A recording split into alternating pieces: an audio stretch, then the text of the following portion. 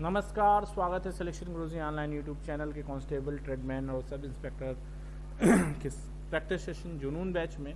और आज previous question के एनालिसिस के बेसिस पर कुछ और महत्वपूर्ण सवालों के सीरीज़ में हम आपका एक बार फिर से स्वागत करते हैं।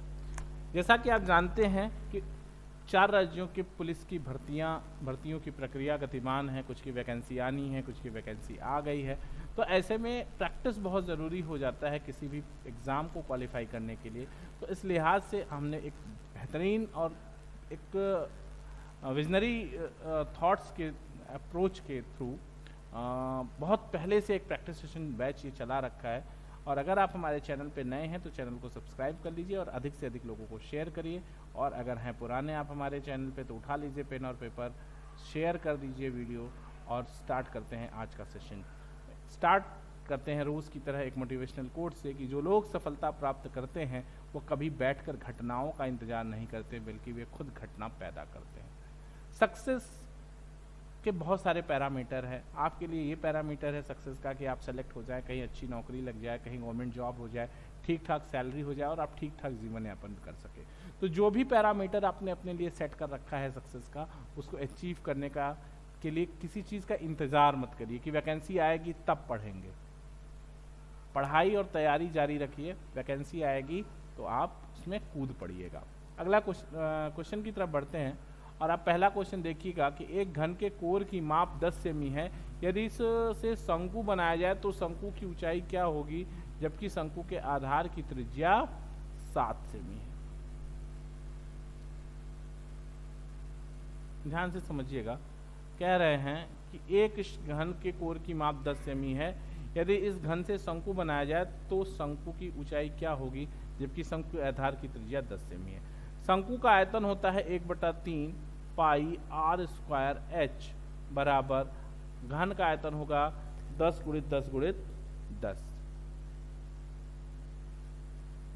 ये बराबर हो गया 1/3 पाई का मतलब हो गया 22/7। ऊंचाई पूछ रहे हैं ना शायद, शंकु की ऊंचाई। और आर हो गया 7 × 7 और आपसे एच पूछ रहा है, बराबर है 100 × 10 × 10 × 10। सॉल्व कर लीजिए, 7 से 7 खत्म हो जाएगा। h बराबर हो जाएगा आपका, h बराबर हो जाएगा 10 × 10 यानी 1000 है। 10 × 10 × 10 बटा गुणित 7 गुणित 3 बटा 3 है बटा 22 × 7।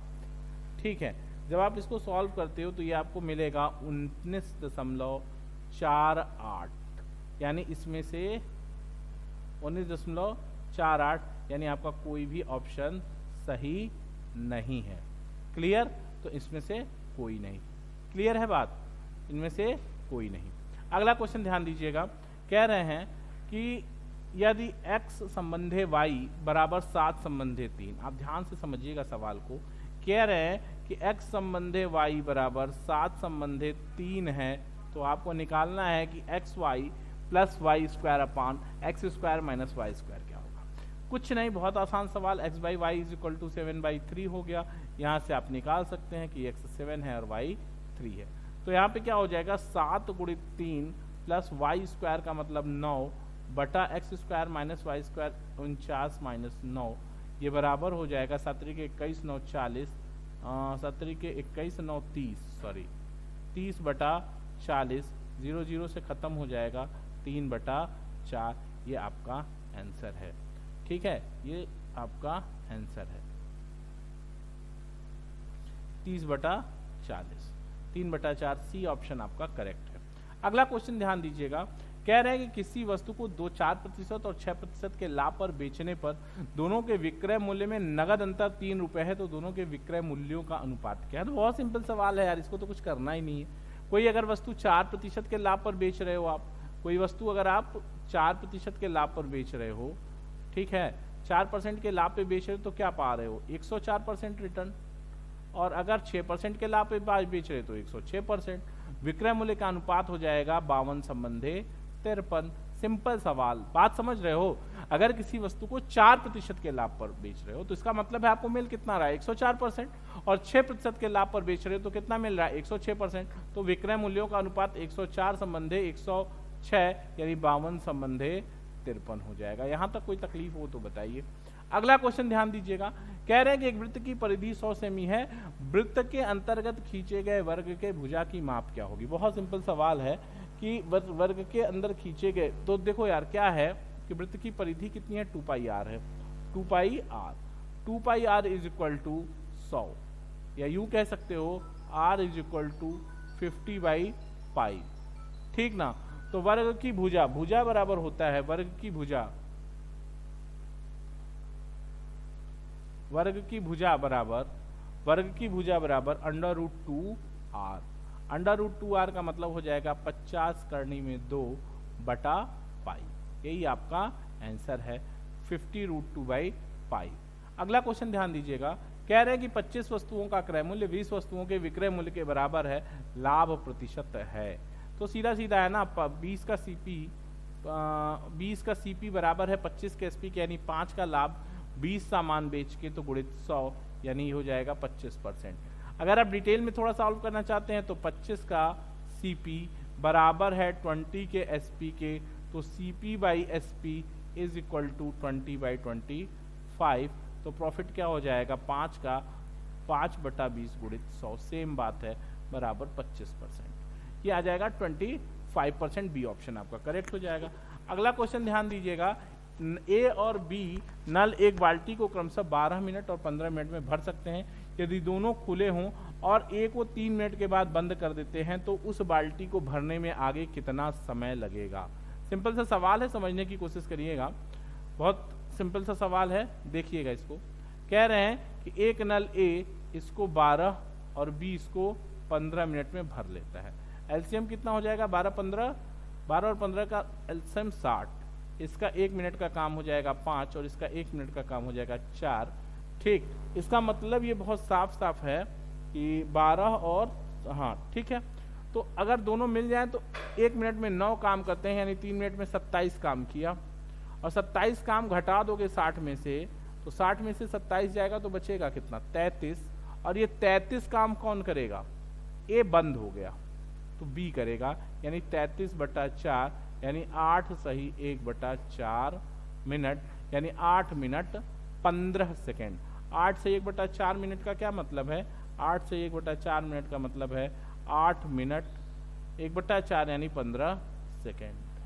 ठीक ना, आगे बढ़ते हैं। अगला क्वेश्चन ध्यान दीजिएगा, कह रहे हैं कि एक मोटरसाइकिल के पहिए का व्यास 70 सेमी है, जो 10 सेकेंड में, जो प्रति 10 सेकेंड 40 चक्करें काटता है, तो मोटरसाइकिल की गति प्रति घंटा कितनी है। ध्यान से समझिएगा जरा सा। कह रहे हैं देखो पहले तो ये निकाल लो कि एक चक्कर में कितना जाएगा, 2 पाई आर निकाल लो। परिधि क्या है, साइकिल के पहिए की परिधि ये बचाएगी कि एक चक्कर में वह कितना जाएगा। तो 2 पाई आर यानी 2 × 22/7 गुणित आर, आर का मतलब हो जाएगा 35। व्यास है 70, व्यास 70 था ना, हाँ तो चलिए ठीक है, 35 कर लो, कोई दिक्कत नहीं। 7 × 5 = 35, 5 × 2 = 10 यानी 220 सेंटीमीटर ये एक चक्कर में जाएगा। तो अब आप देखो कि 1 सेकंड में, भाई 10 सेकंड में अगर वो 40 चक्कर जाता है तो 1 सेकंड में कितना जाएगा, 4 चक्कर, और 4 चक्कर में 220 गुणित 4, 22 × 4 = 88, 880 सेंटीमीटर यानी 8.8 मीटर वह 1 सेकंड में जाएगा। यानी उसकी चाल 8.8 मीटर प्रति सेकंड हो गई, और 8.8 मीटर प्रति सेकंड को किलोमीटर प्रति घंटा में बदलने के लिए 18/5 से गुणा करेंगे, आपको 31.68 kmph आपको आंसर होगा। ध्यान देना, हमने सबसे पहले क्या निकाल लिया, 2 पाई आर, यानी एक चक्कर में पहिया कितना दूर जाएगा, तो 220 सेंटीमीटर दूर जाएगा। अब अगर एक चक्कर में, अगर भाई 10 सेकंड में 4 चक्कर लगाता है तो 1 सेकंड में 10 सेकंड में 40 चक्कर लगाता है, तो 1 सेकंड में कितना चक्कर लगाएगा, 4 चक्कर, और 4 चक्कर में चली गई दूरी 880 सेंटीमीटर यानी 8.8 मीटर, ये मीटर प्रति सेकंड इसकी चाल हो गई, इसको किलोमीटर में घट बदलना है तो 8.8 गुणित 18/5 यानी 31.68 किलोमीटर प्रति घंटा होगा। अगला क्वेश्चन ध्यान दीजिएगा, 10 रुपए के 11 के भाव से खरीदकर 11 रुपए के 10 की भाव से बेचने पर प्रतिशत लाभ क्या होगा। ध्यान दीजिएगा, इस सवाल का एक बहुत सीधा सा पैटर्न है, वस्तु है और मूल्य है, वस्तु है और मूल्य है। कह रहे हैं कि 10 रुपए 11 वस्तु 10 रुपए और 10 वस्तु 11 रुपए के भाव से बेचें तो लाभ प्रतिशत क्या होगा, 121 माइनस 100 बटा 100 गुणित 100 बराबर 21%। तो ये आपका आंसर हो जाएगा। अगला क्वेश्चन ध्यान दीजिएगा, जब किसी वस्तु को का मूल्य 20% घटा दिया जाता है तो बिकने वाली वस्तु की बिक्री संख्या 30% बढ़ जाती है, बिक्री पर कुल मिलाकर क्या प्रभाव पड़ा। ध्यान दीजिएगा, कह रहे हैं कि -20 और +30, रेट में -20 कर दिया +30 कर दिया, उसकी बिक्री में 30% की वृद्धि हो गई, प्लस -20 गुणित 30 बटा 100, ये कितना हो गया 10 और ये 20 पंजे 100 5 6 30 -6 यानी +4%, यानी 4% की वृद्धि हो गई। ये फार्मूला x + y बाई 100 है। आज का सेशन बहुत इजी है, आपको ये सारे क्वेश्चंस बहुत इजी कैलकुलेशन के साथ हैं, लेकिन ऐसा नहीं है, ये क्वेश्चंस एग्जाम में आए हुए हैं, ठीक है। तो इसी के साथ आगे बढ़ते हैं अगले क्वेश्चन की तरफ। कह रहे कि एक सभा में, ये देखिए थोड़ा सा अलग तरह का क्वेश्चन है, एक सभा में कोई व्यक्ति एक दूसरे के साथ हाथ मिलाने के बाद यह पाता है कि 66 हाथ मिलाने का अदला बदल हुआ, उपस्थित सदस्यों की संख्या क्या है। मतलब समझिए कि एक व्यक्ति एक पार्टी में जाता है और 66 लोगों से 66 हाथ मिलते हैं, तो उपस्थित सदस्यों की संख्या क्या है, ठीक है।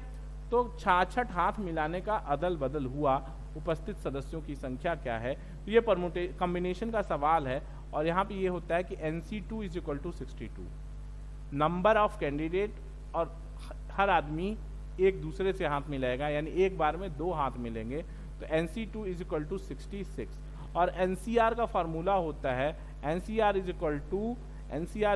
होता है n(n-1/2), ठीक। NCR n(n-1/r), तो यहाँ पे क्या हो जाएगा n(n-1/2), R2 है = 66 या n(n-1) = 66, 6 दूनी 12, 6 दूनी 12 1 13, यानी n का मतलब आप यहाँ से जब निकालेंगे n(n-1) का मतलब, तो ये कितना आ जाएगा 12 गुणित 11, ठीक, 12 गुणित 11, यानी अब देखो अगर बात करो n की, तो n कितना है 12 है, n कितना है 12 है,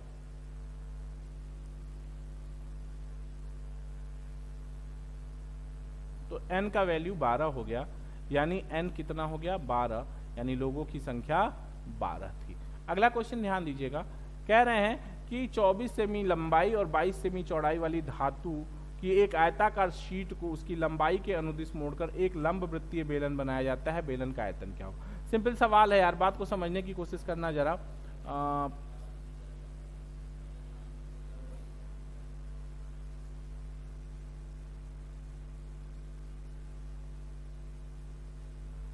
कह रहे हैं कि एक आयताकार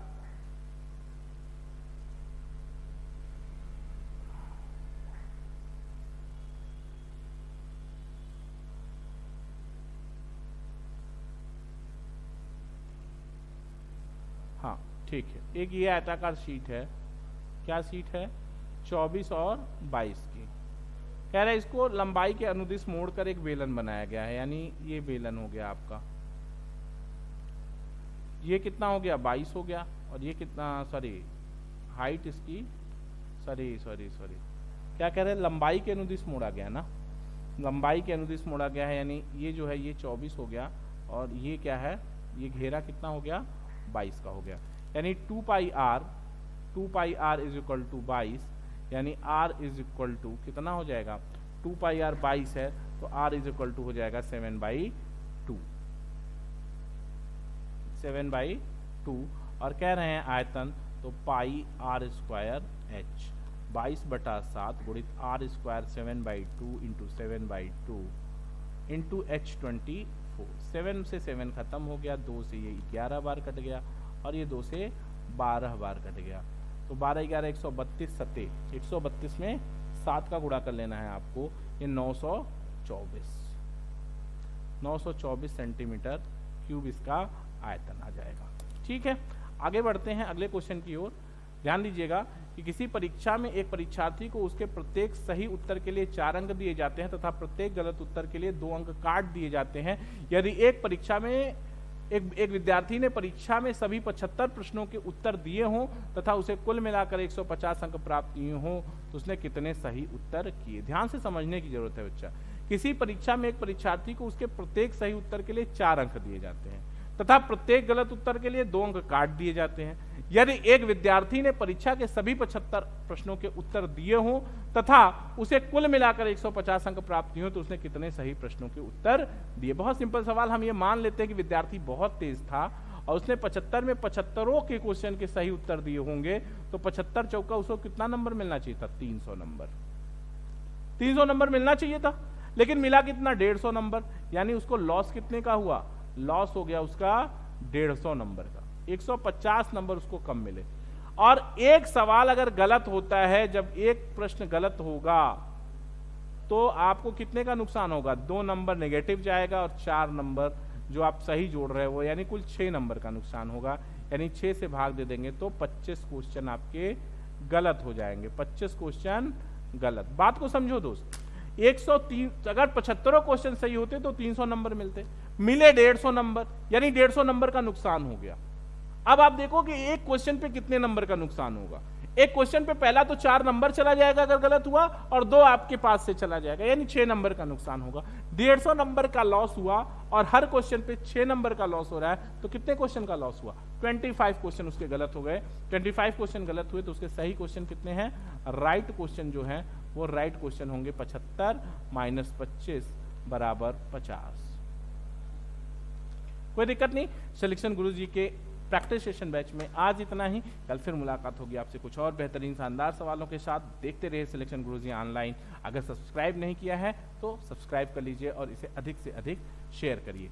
जय हिंद, जय भारत।